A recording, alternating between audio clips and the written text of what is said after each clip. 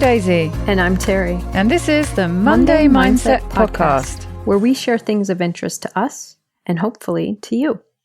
So let's get started with episode number 184. And today it is Terri's turn to share something. Terri, what do you have?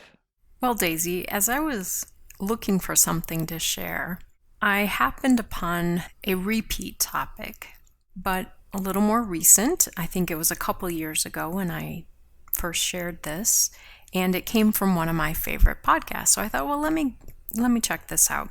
So it is an episode from the School of Greatness with Lewis Howes, and the guest is Mel Robbins. And you and I have talked about at least 2 strategies from Mel Robbins. She's reliable, isn't she? Yeah, there's the 5, 4, 3, 2, 1 strategy where you count backwards and then you do the behavior or interrupt the thought or whatever it is that you're working on. And this one is even more specifically about, interesting, I just realized the title is called Mel Robbins Reveals a 5-Second Secret That Will Change Your Life Forever. And that sounds like it's the 5, 4, 3, 2, 1 strategy, but actually this was more about the high five in the mirror. And that's what I wanted to share. Again, I know I did that one a couple years ago, but I think this was a really good episode, and it also made me think about some other things and also made me do a little more research. So I wanted to share with you some input from this episode and some other thoughts that I had.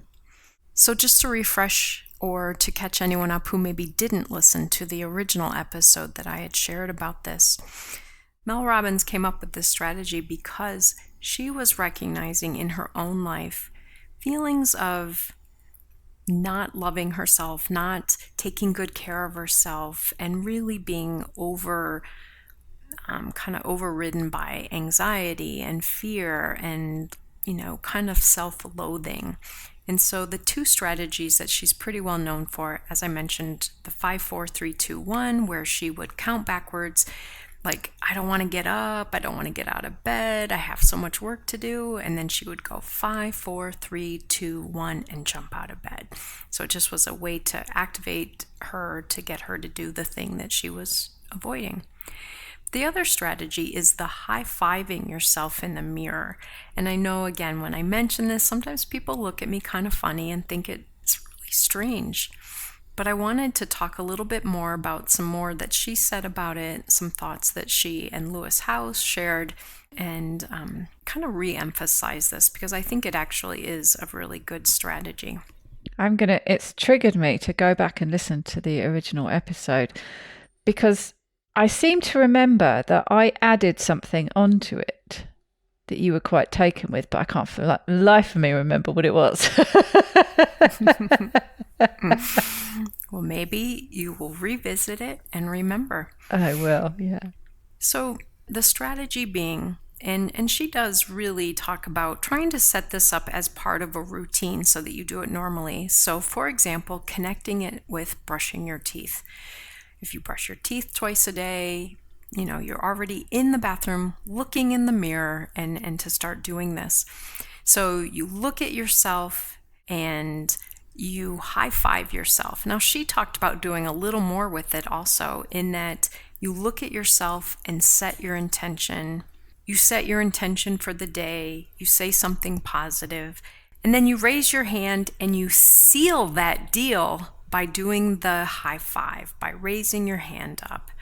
And interestingly, she said that just setting the intention can help you silence that critic that kind of holds you back and instead can kind of refill your sails with some wind by setting that intention. But doing the high five at the same time really instills it even more so. And she talked about something that then made me go do a little research afterwards. And she said that this is kind of a novel thing for many of us because we have been used to high-fiving other people. And why do we do that? We want to let someone know, I see you, I believe in you, you've got this. This is why we high-five. So for many of us, it's going to feel kind of strange to start to do that for ourselves. It's a gesture that we're used to doing for other people, but we're not used to doing it for ourselves. So she talked about something called neurobics, and that is spelled Neurobics, neurobics. So you probably are thinking aerobics, that's movement that uses oxygen, and movement that doesn't use oxygen is called anaerobic. So what do you think neurobics are? It's aerobics for your brain. That's right. So of course, this led me down a path that in some future episode, I'm going to have to come back with some other neurobic kind of exercises, but it was a pretty interesting topic. So basically what you're doing is you're kind of creating a marriage or a bond between this new movement and this new neurological activity, and that's actually the fastest way to create that pathway in your brain in a way that you want it to be solidified. So if I'm going to say something positive to myself, that's the neurological activity. That's the pathway that I want to reinforce. And by doing this physical movement at the same time, it's more likely to really kind of ingrain it into that neurological pathway. Interesting. Now, you had mentioned something about this before, Daisy, that I don't remember if you used the term neurobics or if we talked about it, because it seemed like a new term to me, but writing with your non-dominant hand. And I think you talked about brushing your teeth with your non-dominant hand. And I can't remember who was talking about that, but yeah. And that actually is a neurobic exercise. That because it's not a common movement that your body is used to making, your brain has to be actively engaged a little differently to use that other hand to brush your teeth or whatever. Well, it's a weird one, isn't it? Because it is such a common movement. Mm-hmm. It's almost, it's a movement you do without thinking, really. That's right. But yeah, the amount of thinking you have to do to suddenly start doing it, something that you've been doing for years, for decades, every day, to suddenly start doing it with your other hand is really, really challenging. So it engages the brain differently. And in general, from what I read, neurobics can have all kinds of benefits. New brain growth, better memory, improved mood. And so that's really going into this episode here. But that idea of doing some kind of novel movement. And so I was thinking as I was reading that, then I'm like, ooh, so I could high five myself. And when that becomes too standard, I could high five myself with my non-dominant hand. I could really get this neurobic. Double it up. Yeah. Yeah, get this benefit going. So she said that, some people will do this activity. They'll do the high five and they're going to feel good. You almost feel a mood improvement again, because the amount of energy that it takes your brain to pair these two things, it makes it much harder to then say, oh, you suck, you're not going to make it, you're going to fail today. It's really hard to get distracted by those things because your brain is already really focusing on this other new thought process and new physical movement. She said, though, some of us are going to resist it. It will bring up our old limiting beliefs, our old beliefs that I'm not worthy. So if I high five myself, if I don't believe that I'm worthy, it's going to feel incongruent. So we then have to actually work on getting more accepting of ourselves and believing in our value so that it's not incongruent. So again, she mentioned it's really essential that we work on believing that we deserve the good, and that unfortunately many of us learned that we only deserve that positive reinforcement when we're achieving. And we might have learned this when we were young. If you do this thing and you do it well, I will give you positive feedback.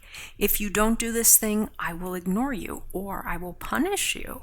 And so some of us are really going to have to work on this, creating that sense of I deserve the good, not because I've achieved something, but just because I am. So one of the reasons she said that this whole high five is such a powerful reinforcer or positive thing to be doing is what it really taps in us is that we are motivated by feeling empowered, supported, receiving kindness, being loved, being celebrated.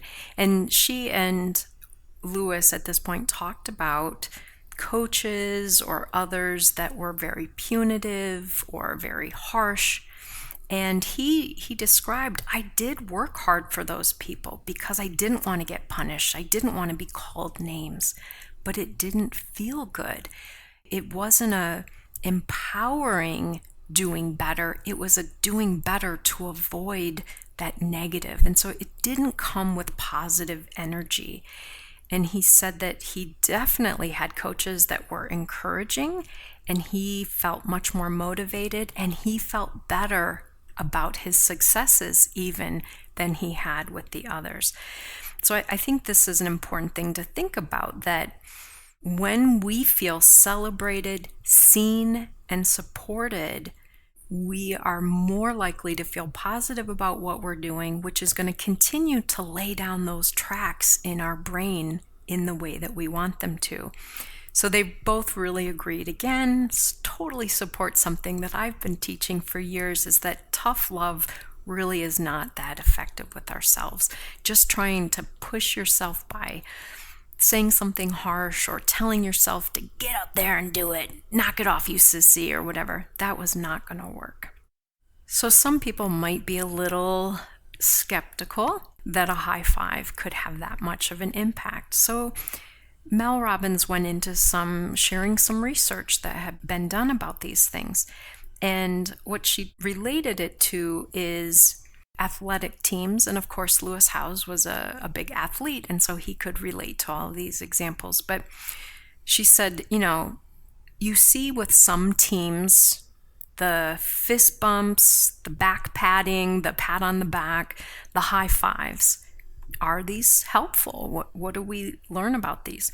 So she looked at a study of the US NBA, the Basketball Association, and what they found is that the teams that were ranked the highest as far as their record, if you went back and looked even into the preseason behaviors, those teams had the most fist bumps, back pats, and high fives. And so you can guess the opposite. Those teams that wound up in the bottom of the ranking, go back and watch, they had the fewest. And Lewis kind of jumped in and really talked about even just its touch, that physical touch makes a difference. And obviously not punching someone or, hitting them with a board or something, but just that positive physical touch. And so again, they talked about, well, what does that do? What does it communicate? And she said, really the gesture builds trust and partnership. It lets the other person know, I see you, I believe in you, you're cared about, you've got this, which of course you need on a team, and we need that in our lives. And so when you high five yourself in the mirror, really what you're doing is helping build trust with yourself, rather than this kind of disconnected, yeah, I should do more, I could do this or whatever. You are looking at yourself and high-fiving you, saying, I see you, I've got you, you can do this. So really has a big impact. She brought up another research study about, and it reminds me a little bit of the growth mindset versus the fixed mindset information, but they gave kids a challenging problem to solve. And with one group of the kids, they gave them praise. So they might highlight, you're so smart, you're so talented. Another group, They gave positive feedback, but it was focused on effort. Like, you're a really hard worker. You really put your mind to this task. The other group, they didn't give any verbal feedback, but they gave high fives. Which group of kids do you think scored the best on those tasks? Well, judging from the way things are going, I would say the high five one. But interesting, if you'd have asked me that without the context and the build up, I quite possibly would have gone for one of the other two. Mm-hmm. I would have gone for the effort one. The middle one, yeah. Mm-hmm. And I do think if you only had the two pieces of feedback, either just, wow, you're so smart, or you look so good, versus, wow, you've worked really hard on this, or whatever. Because that has that element of, I see you. Yeah. I've been observing what you've been doing. I've seen the effort you've put in. Yeah. And so it feels like more than, it's not based on the result. It's based on the work that you've put into something. So yeah, that's the one I think I would have gone for. And again, that ties in with growth mindset. If I focus on giving you feedback that when you work hard, you will be able to do this, you're probably going to see better results. But interestingly, the high five had the best results. So again, I think that's something for us to think about. What does it communicate? Remember, it reinforces, I see you, I affirm you, go get them. You've got this. But interesting, without any words. It's a gesture. Mm-hmm. The way she described it, going back to kind of the neurobics thing, is that you often will feel a boost in your mood, an elevation in mood, because when doing the high five, the raised arm gesture triggers your nervous system, the way she said it was, to tingle with celebration. But think about, when do we raise our hand? You raise your hand to wave to someone. You raise your hand to high five someone. It is a kind of positive, energized thing. I guess we do also raise our hands to stop or interrupt something, but again, it's charged with energy. So you actually can feel that increased mood, and also triggers a little bit of a dopamine response. So all kinds of things at work here. It's not just Mel Robbins saying, hey, why don't you just high five yourself in the mirror? I think that would work.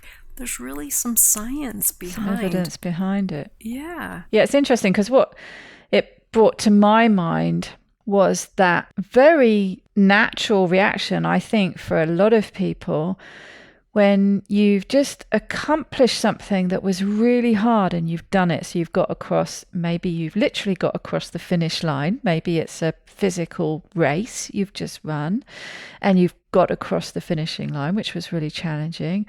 Or you've done something like you've figured out a difficult DIY conundrum. I seem to remember doing this myself, and your natural reaction is to fist pump the air. It's like, yes, I've done it. Yeah. And it's not something you think about doing. It's just a natural reaction, isn't it? Mm-hmm. So I can see how it taps into that thing that you would do naturally when you've achieved something, when you're feeling full of it. You're feeling full of pride and accomplishment and achievement. So mimicking that, even if it doesn't necessarily have quite the same thing behind it, you're still tapping into that same energy. So I can see that. It makes sense. It's that energy of celebration. As you were describing that, I'm thinking, as someone crosses the finish line in a race, what do? They throw up their hands in the air, So it really is an energy to it that I think is really pretty powerful. Yeah, and if you think sideways to that, I'm thinking there's a song, isn't there? Something about throw your hands in the air. But people having fun at a concert, what do? They tend to, jump up and down and throw their hands in the air, and like you just don't care. Right. Something. And on a roller coaster. I'm bad about remembering lyrics. Yeah, roller coaster. Yeah, that wouldn't bring back good memories for me, but yes, for some. But yes, the more you think about it, the more it is definitely an energetic and usually a positive energetic gesture. Mm-hmm. Yeah, reaching our hands up in the air is not what we do in panic. No. It's not what we do in fear. No, you tend to close in, don't you? Yeah. Yeah.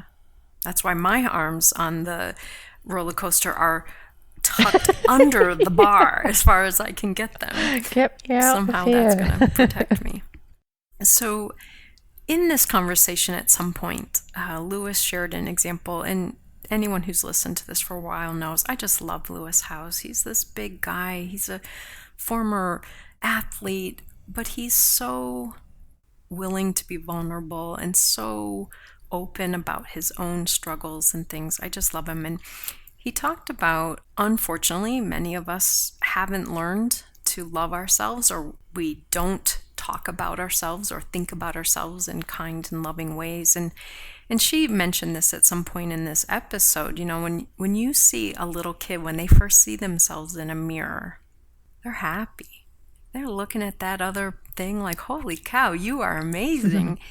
And until we're taught to think otherwise of ourselves, we do have a sense of self-love, but then it gets interrupted through other messaging and other interactions we have with other people. And so he said that he had been talking with his therapist, and the therapist had asked him to bring in a photo of him as a kid. So we shared a photo with Mel during the podcast, so of course I couldn't see it, but I could hear them talking about it. And, you know, this adorable picture of 5-year-old Lewis. And he said that, you know, his therapist was encouraging him to be able to look at this and recognize the value and the love for this kid. But he was talking about it more as his adult self, looking at this kid self and loving him. And Mel challenged him also to think about, kind of even now, standing in that mirror and looking at that child self, really connecting to that. You are wonderful and amazing, and I just think you're great, before you had any reason to learn to think otherwise. It was just kind of an interesting part of the conversation, again, just because I love him and his vulnerability, and I think many of us struggle with that. So he then asked, but what do you do if you're filled with negative self-talk? And of course, this is a very common challenge that many of us struggle with. She said, certainly you want to start to interrupt that, because for most of us, it's a very long-standing pattern that is now completely wired in. We have that neurological pathway well defined. So she said, you can't just replace the negative talk with positive talk. It's nice to think of it that way, but that doesn't really work. That first you really need to start separating yourself from that negative talk. So this is where she throws back in the 5, 4, 3, 2, 1 strategy. And basically, when you catch yourself with the negative self-talk, you do the 5, 4, 3, 2, 1, and you basically say, I'm not thinking that. It's like, ooh, that's an ugly thought. I'm not going to think that anymore. By doing the 5, 4, 3, 2, 1, you're actually waking up the prefrontal cortex. So that's not the emotional brain that has stored all of these negative, messages. This wakes up this more rational part of your brain. Oh, right. The more thinking, rational part. That's right. So then she said, basically you want to then work on changing your thoughts so that you stop the beat down. And she said, this is what's so problematic for most of us, is that we start the beat down and then we just keep adding to it. And it's so draining and defeating. It takes our energy away from us and it makes us feel unable to do more. So once you get good at interrupting it, she suggested naming your anxiety or worries. And she gave an example of her son when he was anxious about something or afraid of something. And I don't remember the name, but let's just say he named his fear Oscar. And then you have this other image of it rather than this is me, this is Oscar. And it's a way to, again, kind of separate yourself from that negative self-talk. You can see it as separate from you, not part of you. And therefore you can work on, that's Oscar thinking this, or that's Oscar, I don't need to think that or say that. So that was her recommendation on that. They talked a little bit then about having a positive inner self coach, which is a big topic that I've talked about in my work with the fasting method, that many of us have that negative critical coach voice inside of our head that's kind of beating us up all the time. And, the more we can say, hey, what would that positive coach say to me right now is really important. She then talked about also having a meaningful mantra. I don't remember the other word she used for it, but creating a meaningful mantra, because many of us, when we reach for something to replace the negative thoughts with, we go so far into the positive that we don't actually believe it. So, Daisy, as you know, pretty soon I'm hopefully going to get back out there on the slopes and get my skiing going again. And if I said to myself, oh, it's kind of scary, I'm not really good at this, there's that negative self-talk. So I might want to replace it with something more positive. But if I said, I am the best skier in the world, that's really not going to work. No. Because my brain knows that is not true. And now I just feel more kind of crappy for how far away from that ideal I am. So instead, a meaningful mantra, she said, is saying something like, I'm doing the best I can, versus I'm the best at this or something. Or let's say, everyone should love and adore me. Well, that's a little too much. Instead, to say, I deserve to be accepted and cared about. That is much more congruent and something you can work into your system versus a mantra that doesn't really fit. She talked a little bit about, maybe it was even Lewis that brought this up, behavior activation therapy, which I feel like we could do an episode on that. This is basically where you actively start engaging in life, acting like the person you want to become. In my work with the fasting method, if I want to be a healthier person, I start acting like one, because if I'm doing the behaviors that a healthier person does, I'm going to create that outcome. Kind of the fake it till you make it, sort of. So let's tie this back to the high five. If you high five yourself, you are acting like someone who believes in you. So you're really reinforcing, you're giving yourself that support of someone else who believes in you, but you're again, formatting those thought processes to be more positive about you. They then talked a little bit about self-sabotage, which again, huge topic. And she said, really for most of us, self-sabotage is not intentional. It's not something we're cognitively aware of. Nobody says, you know what I'm going to do today? I'm going to get out there and do some things to really screw up my life.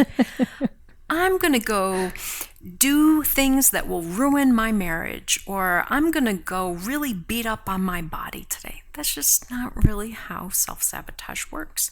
But usually they are more based on a reactive pattern. And she gave an example of, for her, for a long time, she would wake up first thing in the morning very anxious.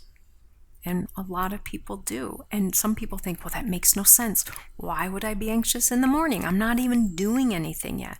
But if you go back and think about, was there a time in your life where waking up, where it made sense to be anxious?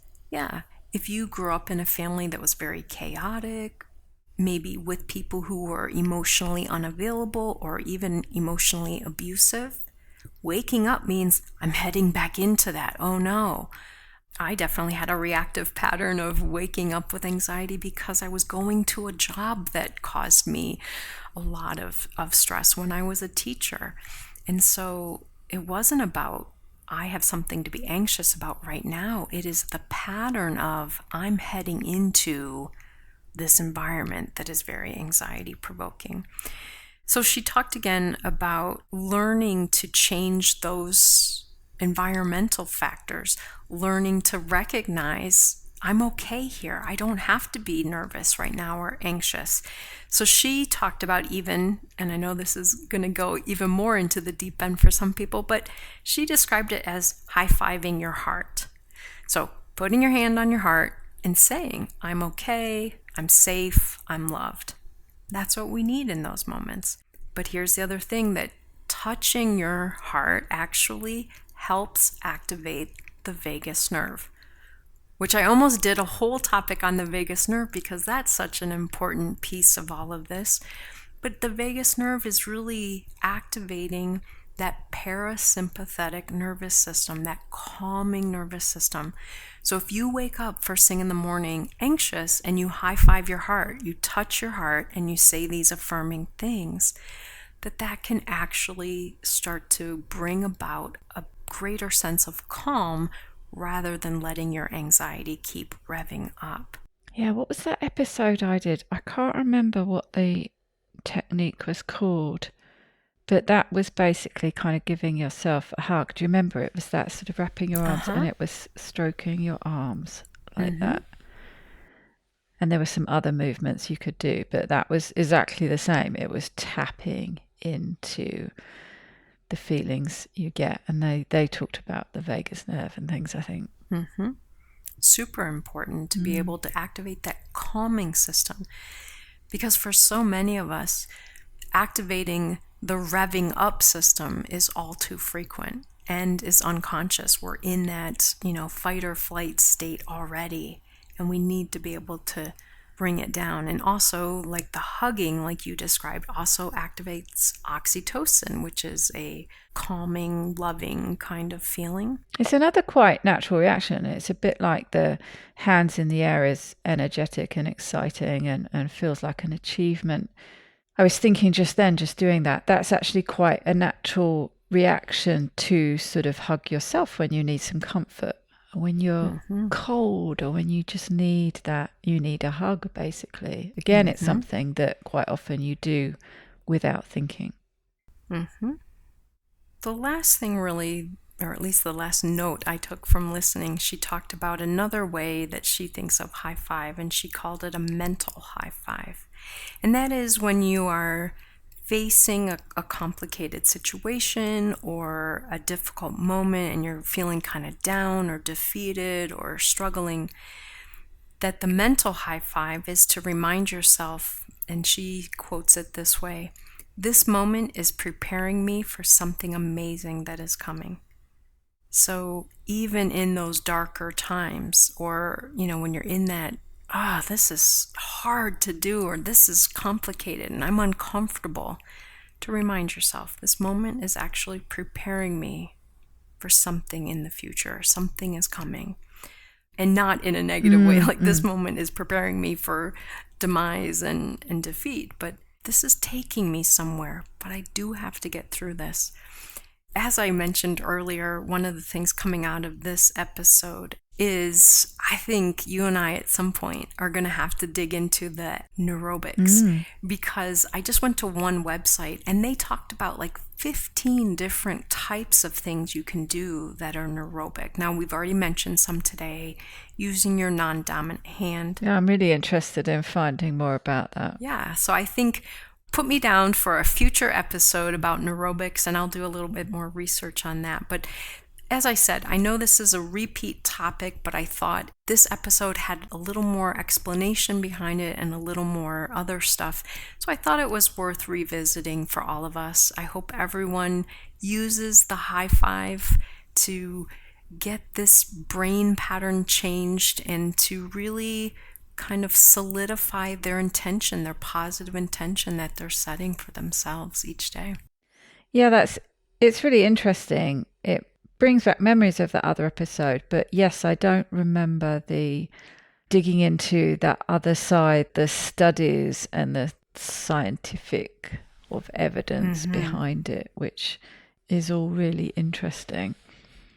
Yeah, I haven't been able to stop thinking about, and I want to know more about these neurobics, but I'm quite excited to try to revisit that whole, brushing your teeth with your left hand thing. When you mentioned at the beginning about, and this is where I'd be keen to know more of the details, so I'm looking forward to your neurobic episode of the benefits to your brain from doing that. So I'm thinking, I'm going to start trying to brush my teeth with my left hand and see what happens and find out what all those neurobic benefits are to my brain when you come back with it another time.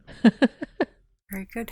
And maybe, Daisy, you could even brush your teeth with your left hand and say some positive Yeah. things about yourself while you're I can doing it high to five with my really right solidify. hand because my right hand will be free because I'll be brushing with my left hand.